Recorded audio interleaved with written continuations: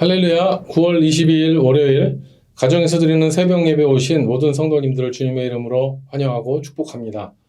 오늘도 이 한 예배와 기도 시간을 통해서 하나님의 음성을 들으시고 주님과 함께 동행하시는 복된 하루 되시기를 주님의 이름으로 축복합니다. 시간 다 같이 찬송가 540장, 우찬송가 219장 찬송을 음원 반주에 맞추어서 함께 찬양하겠습니다.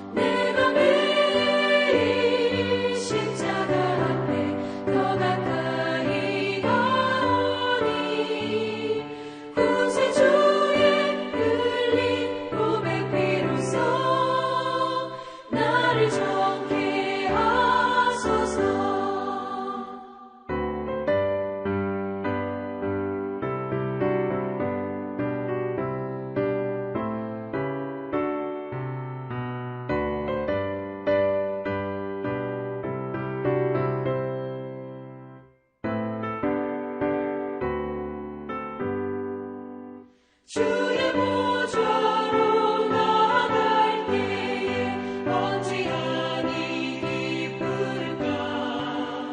주의 얼굴을 항상 배우니 더욱 친근합니다.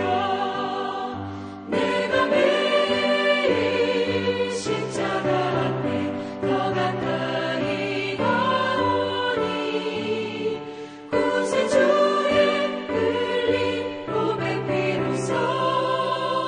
나를 정케 하소서.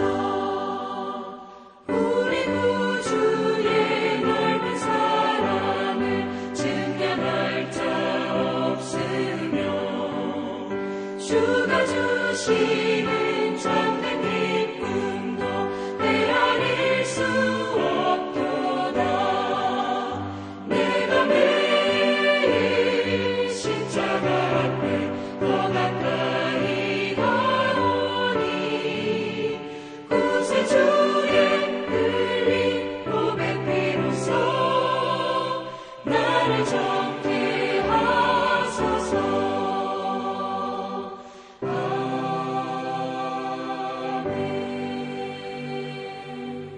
함께 기도하겠습니다.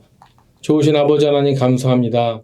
오늘도 우리에게 허락하신 새 땅에 들어갈 수 있도록 또 우리를 인도하시고 또 말씀과 기도의 시간으로 초청하여 주심을 인하여 감사드립니다. 우리가 마음의 준비를 다하고 또 힘써 노력한다 할지라도 우리의 모든 것을 이루시고 인도하시는 분은 하나님이신 줄로 믿습니다. 우리의 노력과 우리의 공덕이 신앙이 주축이 되는 것이 아니라 하나님의 은혜를 바라보게 하시고 그 은혜만 바라보며 그 은혜로 인하여 승리할 수 있는 우리 모든 성도님들 되게 하여 주시옵소서. 하나님, 이 시대에 우리 자녀들이 참으로 어려움을 당하고 있습니다. 환경도 안 좋고 또 여러 가지 또 많은 유혹이 있습니다. 그들의 영육간에 강건해야 되는데 기도하옵기는 그들이 영적으로 또 훈련받을 수 있는 길이 열릴 뿐만 아니라 또 육적으로도 건강하게 살아갈 수 있도록 그들이 정말 밸런스를 이루며 영육간에 강건하여 이 시대를 건강하고 아름답게 살아갈 수 있도록 우리 자녀들을 축복하여 주시옵시고 그러기 위해서 우리 부모들이 먼저 본이 되는 삶을 살 수 있도록 도와주셔서 우리가 늘 말씀에 또 말씀을 묵상하고 또 말씀 가운데 순종함으로 인하여서 우리 자녀들도 또 큐티하고 또 기도하고 함께 믿음의 유산들이 이어질 수 있도록 은혜를 내려 주시옵소서. 이 시간 주의 말씀을 들을 때 성령께서 우리 가운데 각자에게 주시는 그 말씀을 들을 수 있도록 인도해 주시기를 간절히 원하며 우리를 주에서 구원하신 예수님의 이름으로 기도드립니다. 아멘. 오늘 하나님의 말씀은 사도행전 8장 14절에서 25절까지 말씀입니다. 성경이나 자막을 참조하시고 제가 읽어드리도록 하겠습니다. 예루살렘에 있는 사도들이 사마리아도 하나님의 말씀을 받았다 함을 듣고 베드로와 요한을 보내매 그들이 내려가서 그들을 위하여 성령 받기를 기도하니 이는 아직 한 사람에게도 성령 내리신 일이 없고 오직 주 예수의 이름으로 세례만 받을 뿐이더라. 이에 두 사도가 그들에게 안수하며 성령을 받는지라. 시몬이 사도들의 안수로 성령 받는 것을 보고 돈을 들여 이르되 이 권능을 내게도 주어 누구든지 내가 안수하는 사람은 성령을 받게 하여 주소서 하니 베드로가 이르되 네가 하나님의 선물을 돈 주고 살 줄로 생각하였으니 네 은과 네가 함께 망할지어다. 하나님 앞에서 네 마음이 바르지 못하니 이 도에는 네가 관계도 없고 분깃될 것도 없느니라. 그러므로 너의 이 악함을 회개하고 주께 기도하라. 혹 마음에 품은 것을 사하여 주시리라. 내가 보니 너는 악독이 가득하며 불의에 매인 바 되었도다. 시몬이 대답하여 이르되 나를 위하여 주께 기도하여 말한 것이 하나도 내게 임하지 않게 하소서 하니라. 두 사도가 주의 말씀을 증언하여 말한 후 예루살렘으로 돌아갈새 사마리아 이내 여러 마을에서 복음을 전하니라. 이 말씀은 하나님의 말씀입니다. 아멘. 오늘 말씀에서 이제 사마리아에도 하나님의 말씀을 받았다는 소식이 예루살렘에 있는 사도들에게 들려집니다. 그래서 그들이 베드로와 요한을 보냈다는 이야기로 시작이 됩니다. 이 사실은 예수님께서 부활하시고 승천하실 때 그 제자들에게 하셨던 말씀이 이루어진 것이죠. 사도행전 1장 8절에 오직 성령이 너에게 임하시면 너희가 권능을 받고 예루살렘과 온 유대와 사마리아와 땅끝까지 이르러 내 증인이 되리라 하신 그 말씀이 이루어지기 시작한 것입니다. 우리가 알듯이 사마리아가 어떤 땅입니까? 그 사람들이 어떤 사람들입니까? 네. 예수님이 그 수가성 여인을 만나서 우물가에서 대화를 나눌 때 보면 그 사마리아 사람들이 당시 유대인들에게 얼마나 무시를 당하고 차별을 당했는지를 우리는 알 수 있습니다. 그런데 이제 복음이 이제 예수님의 말씀대로 예루살렘에서 국한된 것이 아니라 이 사마리아에도 하나님의 말씀을 받은 사람들이 생긴 것이죠. 그리고 예수님의 이름으로 세례를 받게 된 것입니다. 사도들도 평소에 예수님께서 하셨던 말씀을 기억했기 때문에 이제 사마리아에 있는 사람들이 하나님의 말씀을 받았다는 사실에 대해서 놀라지 않았습니다. 오히려 그들은 적극적으로 이제 베드로와 요한을 사마리아 땅에 보내게 된 것이죠. 그런데 베드로와 요한이 그들에게 가서 했던 것은 딱 한 가지입니다. 15절에 보면 그들이 내려가서 그들을 위하여 성령 받기를 기도하니. 네, 베드로와 요한은 다른 것 구하지 않았습니다. 그들에게 바로 내려가서 그들을 위해서 그들이 성령 받기를 위하여 기도했다고 한 것입니다. 어떻게 보면 이것이 심령 부흥의 초시였던 것 같습니다. 성령 받기를 위해서 이렇게 애를 쓰는 그런 모임이 있죠. 우리 한국교회에서는 한때 춘계 심령 대부흥회, 추계 심령 대부흥회 이런 것들이 길거리에 이제 포스터가 붙기 시작하면은요, 교회마다 부흥 강사님들을 초청해서 막 성령 받기를 사모했었던 그런 때가 있었습니다. 정말 우리 한국교회는 참 유별난 교회입니다. 미국에 와서 다른 민족들 교회들과 이렇게 비교해 보면은요, 우리 한국교회 역사가 그렇게 길지 않은데 그 짧은 100년이 겨우 넘은 그런 역사 가운데서 어느 민족들 교회들보다 이렇게 뒤처지지 않는 그런 활력이 있었던 이유가 뭡니까? 그것은 바로 한국교회에 성령의 역사가 있었기 때문인 줄로 믿습니다. 그래서 제가 한번 자료를 찾아보니까요. 지금 2024년 말 기준으로 했을 때 한국 국적을 가진 선교사가 그 장기 파송 선교사가 171개국에 있는데요. 21,621명이 2024년 기준으로 나가 있다고 합니다. 그리고 또 임시로 단기로 나간 선교사도 516명이라고 하는데 우리가 이야기하는 그 단기 선교로 가는 분들은 이 숫자로 셀 수도 없죠. 수십만 명이 나갈 것입니다. 요즘 그 선교사님들이 많이 노령화되고 있고 또 상대적으로 또 젊은 선교사들이 또 신규로 파송되는 경우가 많이 감소되고 있긴 하지만 우리 한국 교회 그 인구 대비 선교사 파송 숫자는요 지난 한 30여 년간 진짜 폭발적으로 증가했다고 볼 수 있습니다. 그런데 이렇게 한국에 많은 선교사들이 나가게 된 이유가 뭡니까? 그것은 바로 성령께서 우리 한국 교회에 역사하셨기 때문입니다. 오늘 본문 16절 17절에 보면 이는 아직 한 사람에게도 성령 내리신 일이 없고 오직 주 예수의 이름으로 세례만 받을 뿐이더라. 이에 두 사도가 그들에게 안수함에 성령을 받는지라.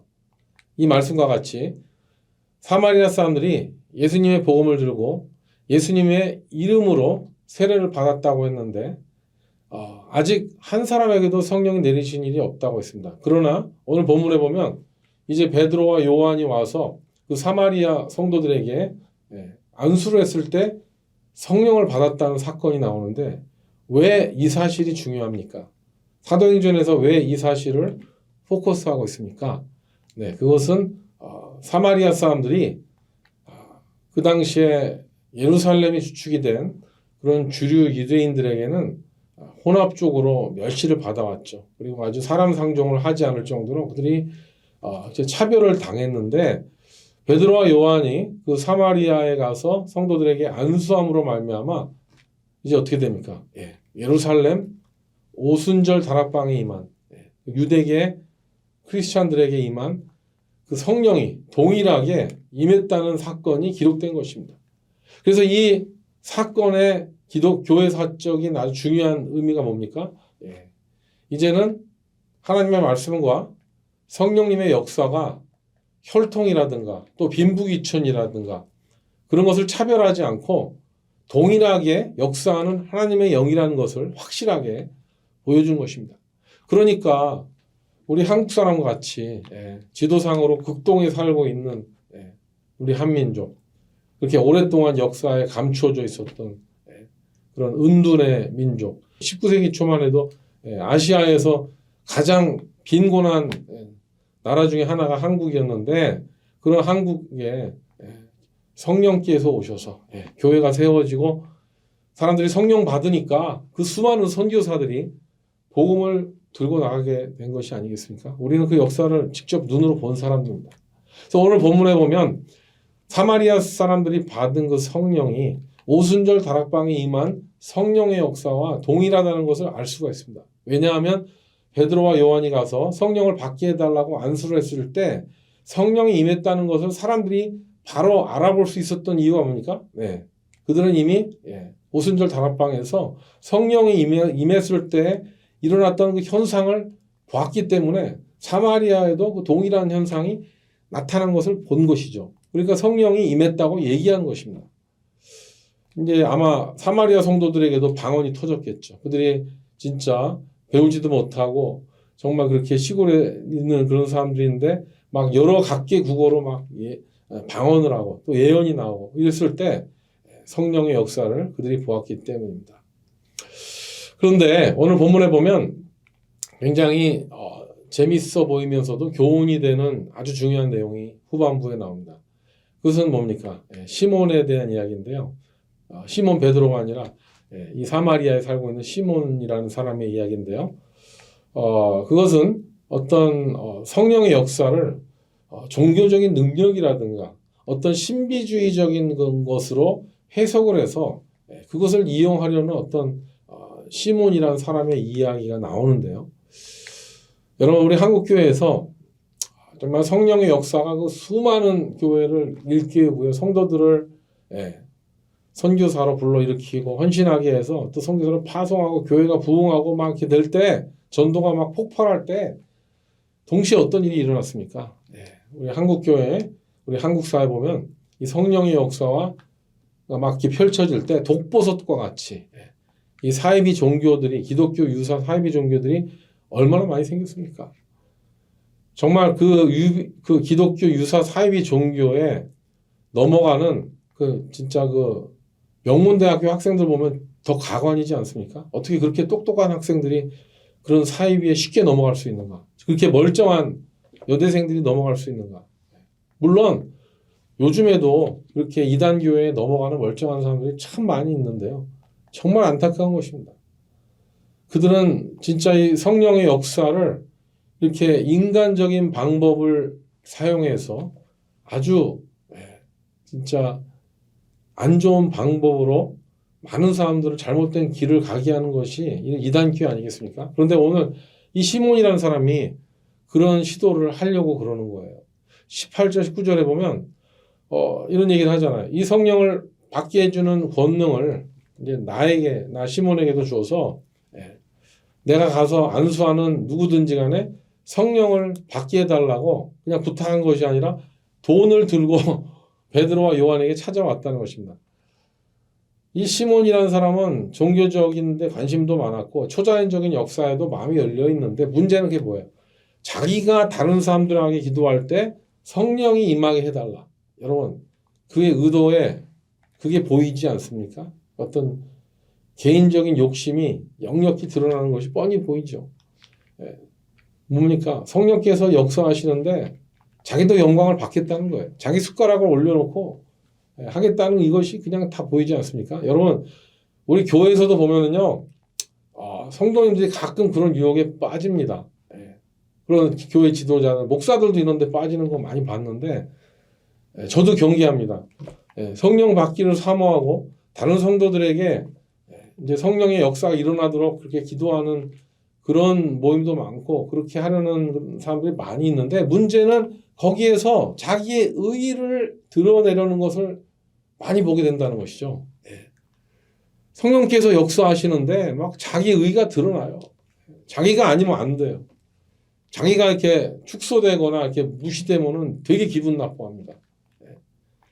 여러분, 그래서 기도 많이 하시는 분들 조심해야 됩니다.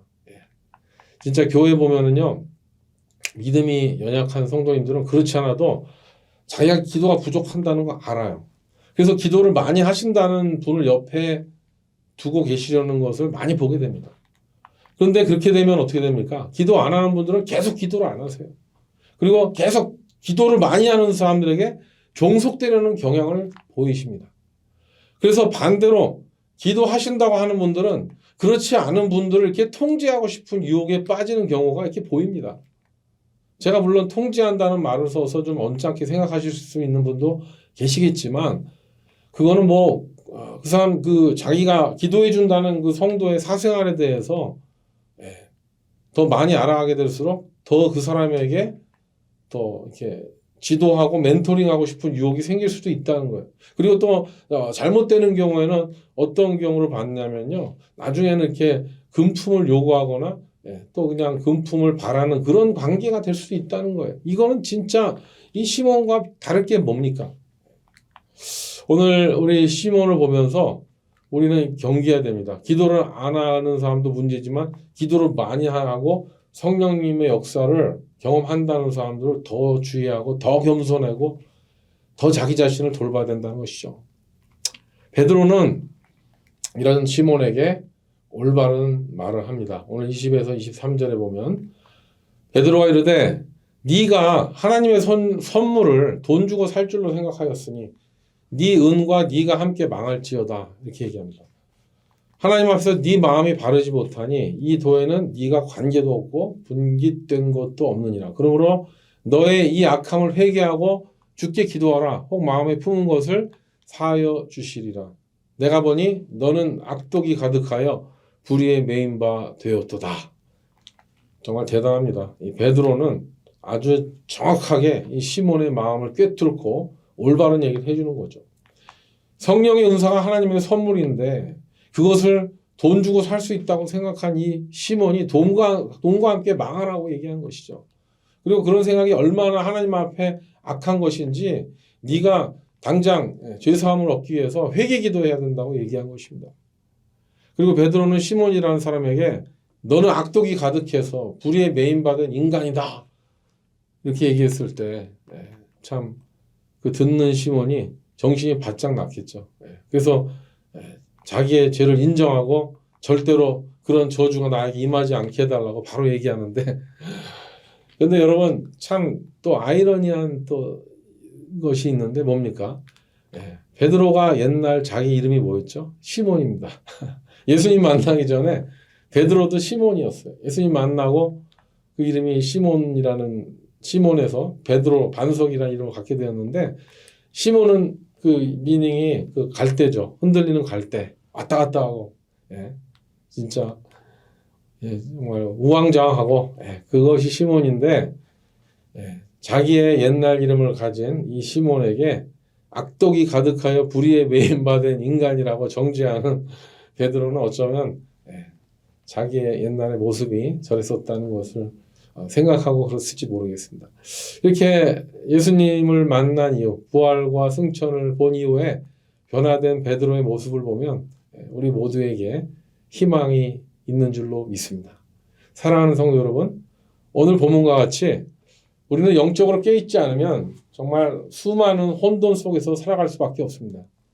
그러나 우리는 영적으로 깨있기 위해서 할 수 있는 것이 뭡니까? 그것은 바로 하나님의 말씀을 오늘 사마리아 성도들 같이 하나님의 말씀을 받는 거죠. 매일 매 순간 그 말씀을 붙잡아야 되는 건데 더 중요한 것이 뭡니까? 말씀을 붙잡고 거기에 성령이 임해야 된다는 것입니다. 성령이 임하셔서 성령께서 그 말씀을 통해서 주시는 그 방향을 따라가고 순종하고 그 일을 향해 나아갈 때 그때 비로소 우리는 성령의 사로잡힌 바 되어서 나의 영광을 위한 것이 아니라 하나님의 영광을 위해서 하나님의 나라를 확장하는 데 그렇게 사용되게 될 줄로 믿습니다. 그럴 때 성령님은 사람들을 통해서 역사하십니다. 그리고 아직도 성령을 받아보지 못한 사람들에게 성령을 받은 사람을 통해서 역사하게 된다는 것이죠. 그렇기 때문에 여러분 기도하신다고 하는 분들, 큐티하는 분들, 성령 받았다고 하는 분들 진짜 겸손해야 됩니다. 내가 신앙생활 좀 한다 그러면은요 정말 겸손하고 첫째도 겸손, 둘째도 겸손, 셋째도 겸손 아름다운 모습으로 또 섬기고 섬김을 받으려고 하지 말고 섬기려고 할 때 우리들을 통해서 믿지 않는 자들에게 복음이 증거되어지고 또 성령을 사모하는 자들에게 성령이 임하게 될 줄로 믿습니다. 그 사람이 우리 자녀가 될 수 있고 우리 형제가 될 수도 있고 이웃과 또 다른 성도님들이 될 수 있는데 그것은 뭐예요? 베드로와 요한과 같이 예수님을 만나서 말씀으로 변화되고 그렇게 새로운 성령을 받았을 때 우리 주변의 모든 사람들에게도 복음을 증거할 수 있는 우리가 될 줄로 믿습니다. 오늘도 이렇게 하나님의 나라의 확장을 위해서 성령님께서 쓰시는 도구가 되시기를 주님의 이름으로 축복합니다. 함께 기도하겠습니다. 좋으신 아버지 하나님 감사합니다. 우리가 참으로 어리석은 자이지만 우리에게 성령을 부어주시고 또 하나님의 말씀으로 또 깨닫게 해주셔서 우리가 하루하루 살아가게 하심을 인하여 감사드립니다. 하나님 우리가 정말 겸손하게 하시고 낮아지게 하셔서 그 성령을 먼저 경험한 자로서 아직 그렇지 못한 자들에게 삶의 본이 되게 하시고 섬김의 본이 되게 하셔서 그렇게 하나님의 나라를 아름답게 확장해 나갈 수 있는 복된 하루가 되도록 인도하여 주시옵소서. 계속적으로 성령님 사모합니다. 성령님 우리 가운데 임하여 주시고 성령께서 충만하게 역사하시어 우리를 변화시켜 주시고 우리가 예수 그리스도를 닮아가는 인격이 될 수 있도록 인도하여 주시옵소서. 그렇게 될 줄로 믿사옵고 존귀하신 예수님의 이름으로 기도드립니다. 아멘. 네, 이제 각자 기도하는 시간입니다. 오늘도 승리하시기 바랍니다. 화이팅입니다.